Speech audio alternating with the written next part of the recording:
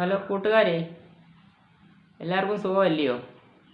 എല്ലാവരും എൻ്റെ വീഡിയോ ഒക്കെ കാണുന്നുണ്ടില്ലയോ? നമുക്ക് നമ്മുടെ വിഷയത്തിലോട്ട് കടക്കാം. ഇന്നത്തെ വിഷയം എന്ന് പറഞ്ഞു കഴിഞ്ഞാൽ, നാമം ജപിക്കുമ്പോൾ ഉറക്കവും കോട്ടുവായും നെഗറ്റീവ് ചിന്തകളും ഈ വകയൊക്കെ വരാറുണ്ടോ നിങ്ങൾക്ക്? വന്നിട്ടുള്ളവർ എല്ലാവർക്കും ഒക്കെ വന്ന് കാണുമായിരിക്കും ഇല്ലയോ? ആർക്കെങ്കിലും വരാതിരിക്കത്തില്ല അങ്ങനത്തെ ഒരു കാര്യം. പക്ഷേ നമ്മളൊരു കാര്യം ചെയ്തുകൊണ്ടിരിക്കുമ്പോൾ നമുക്ക് അങ്ങനെയുള്ള കാര്യങ്ങൾ വരുന്നുണ്ടെന്നുണ്ടെങ്കിൽ അത് നമ്മുടെ കഷ്ടകാല സമയം ഒരു നല്ല സമയത്തല്ല, അത് ഒരു കഷ്ടകാല സമയത്താണ് അങ്ങനെയൊക്കെ സംഭവിക്കുന്നത്. അലസതയും പിന്നെ ഒരു മടിയും ക്ഷീണവും ഒക്കെ ആയിട്ട് തോന്നുന്നുണ്ടെങ്കിൽ അതിന് പിന്നെ ഭഗവാനെ നമ്മൾ പ്രാർത്ഥിച്ചുകൊണ്ടിരിക്കുമ്പോൾ അങ്ങനെ സംഭവിക്കുന്നുണ്ടെങ്കിൽ നമ്മളതിനുള്ള ഒരു മാർഗമെന്ന് പറഞ്ഞു കഴിഞ്ഞാൽ, നമ്മൾ ഏത് ദൈവത്തെ വിളിക്കുന്നോ ആ ദൈവത്തെ നമ്മൾ മനസ്സിൽ നല്ലതായിട്ട് ധ്യാനിച്ച് മനസ്സിൽ നല്ലതായിട്ട് ഭഗവാനെ മുന്നിൽ കണ്ട് നമ്മൾ പ്രാർത്ഥിക്കാൻ നോക്കുക. എനിക്കും ചില സമയത്തൊക്കെ അങ്ങനെ വന്നിട്ടുണ്ട്. ഞാൻ അതിൽ നിന്ന് മുക്തി നേടിയത് നമ്മൾ ഏത് ദൈവത്തെ, ഇപ്പം ശിവഭഗവാനെ നമ്മൾ പ്രാർത്ഥിച്ചുകൊണ്ടിരിക്കുകയാണെങ്കിൽ ശിവഭഗവാൻ നമ്മുടെ മുന്നിൽ പ്രത്യക്ഷപ്പെട്ട പോലെ തന്നെ നമ്മളത് മനസ്സിൽ കരുതി, ഭഗവാന്റെ രൂപം മനസ്സിൽ കരുതി, ഭഗവാൻ മുന്നിൽ നിൽക്കുന്നതായിട്ട് മനസ്സിൽ കരുതി നമ്മൾ നാമം ജപിച്ചു കഴിഞ്ഞാൽ നമ്മൾ അതിലോട്ട് തന്നെ ലയിച്ചു പോകും. അങ്ങനെ നമ്മൾ ഒന്ന് ചെയ്തു നോക്കണം. ഭഗവാന്റെ രൂപം നല്ലതായിട്ട് നമ്മൾ മനസ്സിൽ കരുതണം. ഭഗവാന്റെ ആ ജടയും പിന്നെ ആ ഭസ്മക്കുറിയും ചിരിച്ചുകൊണ്ട് നിൽക്കുന്ന ആ ഇതും രുദ്രാക്ഷവും ശൂലവും കഴുത്തിലുള്ള പാമ്പും ആ രൂപത്തെ നമ്മൾ ശരിക്കും മനസ്സിലോട്ട് ധ്യാനിച്ച് നമ്മൾ നാമം ജപിക്കുകയാണെന്നുണ്ടെങ്കിൽ നമുക്ക് വേറൊരു നെഗറ്റീവ് ചിന്തയോ പിന്നെ ഒരു അലസതയോ ഒരു മടിയോ ഒരു ഉറക്കം തൂങ്ങലോ ഒന്നും വരികയില്ല. എനിക്കും അങ്ങനെ സംഭവിച്ചിട്ടുണ്ട്. ഞാൻ അതിൽ നിന്ന് ഞാൻ അങ്ങനെ ഒരു ഇതിലോട്ട് ഞാനിങ്ങനെ മനസ്സ് കൊണ്ട് നമ്മൾ കേന്ദ്രീകരിച്ച് വെച്ച് കഴിഞ്ഞാൽ നമുക്ക് ഭഗവാൻ മുന്നിൽ നിൽക്കുന്നത് പോലെ തന്നെ നമുക്ക് തോന്നും. നമ്മളൊക്കെ ഒരു പ്രത്യേക അനുഭൂതിയാണ് അത് ചെയ്തു നോക്കണം. അങ്ങനെയുള്ളപ്പോൾ നമുക്ക് കോട്ടുവാ വരത്തില്ല. എനിക്ക് വന്നിട്ടുള്ളപ്പോൾ ഞാൻ പിന്നെ ഇതുണ്ട്. ഞാൻ ഇവരിപ്പോൾ അറിവുള്ളവരോട് ചോദിച്ചപ്പോൾ അവർ നമ്മളൊരു ഇതിലാണ് അത് മനസ്സിൽ നമ്മളങ്ങ് വിചാരിച്ച് ആ രീതിയിലോട്ട് പോകുകയെന്നുണ്ടെങ്കിൽ നമുക്ക് ഉറക്കം വരത്തില്ല. അതൊന്ന് പരീക്ഷിച്ച് നോക്കണം.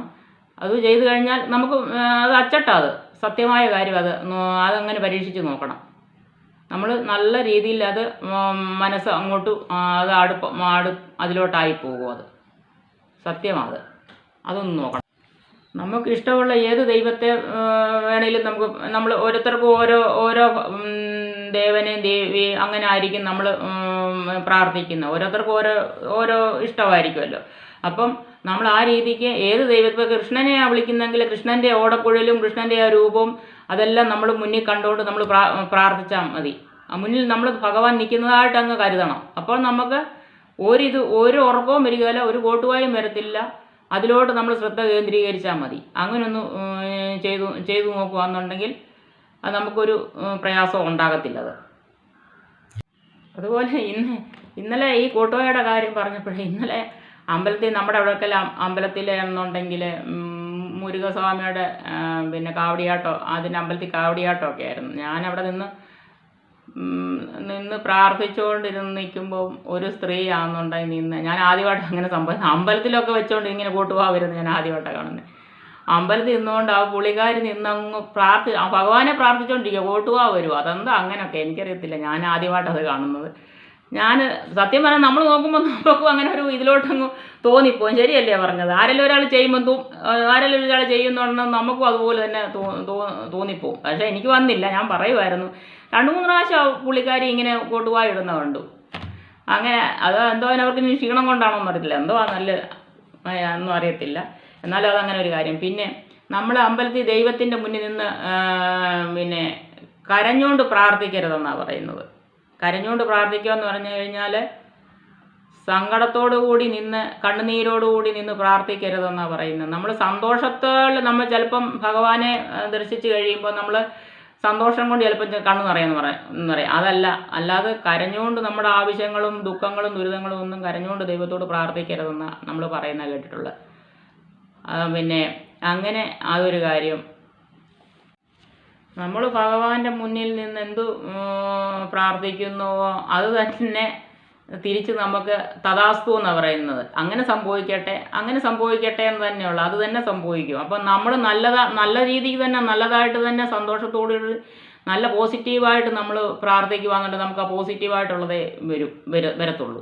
നെഗറ്റീവായിട്ട് മനസ്സിലാണെങ്കിൽ ദുഃഖങ്ങളും ദുരിതങ്ങളും ആ രീതിയിൽ നമ്മൾ പ്രാർത്ഥിച്ചു കഴിഞ്ഞാൽ നമുക്ക് അത് തന്നെ അത് തന്നെ തിരിച്ച് അതുപോലെ തന്നെ നമ്മൾ എന്ത് ചെയ്യുന്നു അതിൻ്റെ നമുക്ക് കിട്ടുന്നത്.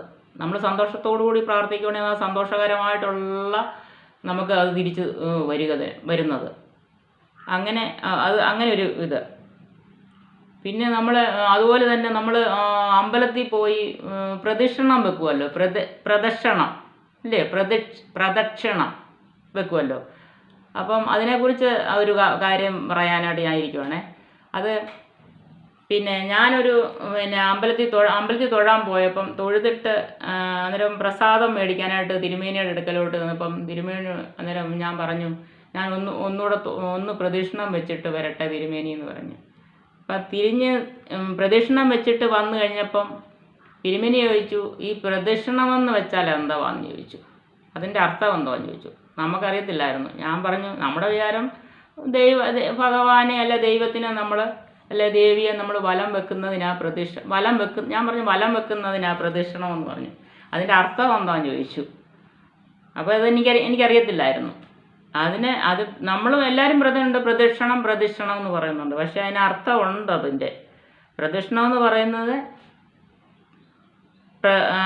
എന്ന് പറയുന്നത് സർവഭയനാശനം എന്നാ പറയുന്നത്. പ്രായ്ക്ക് സർവഭയനാശനം. പിന്നെ ദായിക്ക് മോക്ഷദായകം, അതിൻ്റെ അർത്ഥം അതാ, മോക്ഷദായകം. ക്ഷി രോഗനാശകം, നാം ഐശ്വര്യപ്രദം. അതാ ഇതിൻ്റെ അർത്ഥം. ഇതിൻ്റെ അർത്ഥം അറിയത്തില്ലായിരുന്നു. പക്ഷേ ദേവി മാഹാത്മ്യത്തിനകത്തിലെ നമ്മുടെ ദേവി മാഹാത്മ്യം എന്ന പുസ്തകമുണ്ട്. ആ പുസ്തകത്തിനകത്തിലെ പിന്നെ ഇതെല്ലാം വിശദമായിട്ട് കൊടുത്തിട്ടുണ്ട്. അത് മേടിച്ചാൽ നമുക്ക് അതിനകത്തിലുള്ള കാര്യങ്ങളെല്ലാം അറിയാം. ഇങ്ങനെയുള്ള സംബന്ധമായിട്ട് കാര്യം. അപ്പം ഞാൻ കണ്ടു തിരുമേനിയുടെ അടുക്കൽ പിന്നെ ദേവി മാഹാത്മ്യം പുസ്തകം അവിടെ ഇരിക്കുന്നത് ഞാൻ കണ്ടായിരുന്നു. അപ്പം ഞാൻ വിചാരിക്കുകയും ചെയ്തു, ഇനി അതിൽ പുള്ളി എന്നോട് പറഞ്ഞു ഞാനിപ്പോൾ ഓരോ കാര്യങ്ങളും പഠിച്ചുകൊണ്ടിരിക്കണം. ഒരുപാട് കാര്യങ്ങൾ പഠിക്കാനുണ്ട്. നമ്മളൊരു കൊച്ചു കുഞ്ഞുങ്ങളിൽ നിന്ന് കിട്ടുന്നതും ഒരു അറിവ്. അവർ പറഞ്ഞാൽ ഒരു അറിവ്, അത് അറിവല്ലയോ. പിന്നെ ഒരുപാട് കാര്യങ്ങൾ സത്യത്തിൽ പഠിക്കാനുണ്ട്. നമ്മളാണെങ്കിൽ ഒന്നും അറിയാതെ നമ്മളെല്ലാം കാര്യങ്ങളും എടുക്കുകയും ചെയ്യുന്നു. ഞാനും ചിന്തിച്ചിട്ടുണ്ട് ഈ പ്രദക്ഷിണം എന്ന് ഞാൻ എന്തോ ഒന്നും അറിയത്തില്ല. സർവഭയനാശനം, മോക്ഷദായകം, ക്ഷി രോഗനാശകം, നം ഐശ്വര്യദായകം, ഐശ്വര്യപ്രദം. അതതിൻ്റെ അർത്ഥം. എൻ്റെ കയ്യിൽ 24 വർഷമായിട്ട് ഈ പുസ്തകം ഇരിപ്പുണ്ടായിരുന്നു. പക്ഷെ ഞാൻ എപ്പോഴോ ഇത് കണ്ടിട്ടുണ്ട്, ഞാൻ അത്ര ശ്രദ്ധിച്ചില്ല. പിന്നെ തിരുമേനി പറഞ്ഞപ്പോഴും എനിക്ക് അത്ര എനിക്ക് ഇത് ശ്രദ്ധിക്കാൻ പറ്റിയില്ല, അത്ര മനസ്സിലായില്ല. ഞാൻ വീട്ടിൽ വന്നതിന് ശേഷം ഞാനൊരു കാര്യം ഒരാൾ പറഞ്ഞു കഴിഞ്ഞാൽ അതെന്നെ എന്താണെന്ന് എനിക്ക് അറിയാനുള്ള ഒരു ആകാംക്ഷയുണ്ട്. അത് നോക്കും ഞാനത് പഠിച്ചെടുക്കണമെന്നുള്ളത് എന്തോന്നുണ്ട്. അത് ഞാനിപ്പോൾ നമ്മൾ ഇതിൽ കൂടെ സംസാരിക്കുമ്പോൾ ഞാൻ മിക്കവാറും വിചാരിക്കുന്നതെന്ന് പറയണമെന്നുള്ളത്. ആർക്കെങ്കിലും അറിയാവുന്നവരുണ്ടോ എന്നുള്ളത്. നിങ്ങളിൽ അറിയാവുന്നവരുണ്ടായിരിക്കാം, പക്ഷേ എനിക്കറിയത്തില്ലായിരുന്നു ഇതിൻ്റെ അർത്ഥം ഏതാ. അത് നമ്മൾക്ക് ഒരുപാട് അറിവുകൾ കിട്ടാനുണ്ട്, അറിയാനുള്ള ഒരുപാട് കാര്യങ്ങളുണ്ട്. നമുക്കിതൊന്നും അറിയത്തില്ല സത്യത്തിൽ, ഇല്ലയോ. നമ്മളെല്ലാം പോവുകയും വരികയും അമ്പലത്തിൽ പോവുകയും തൊഴിൽ എടുക്കുകയും ചെയ്യുന്നു, പ്രദക്ഷിണം വെക്കുകയും ചെയ്യുന്നുണ്ട്. എന്താ അതിൻ്റെ ഇതുപോലും അറിയത്തില്ല. സത്യമല്ല ഞാൻ പറഞ്ഞത്. എല്ലാവർക്കും എൻ്റെ ഈ വീഡിയോ ഇഷ്ടപ്പെട്ടെന്ന് കരുതുന്നു. എല്ലാവർക്കും നന്ദി, നമസ്കാരം. നാളെ ഒരു വീഡിയോ ആയിട്ട് നാളെ വരാം. Thank you.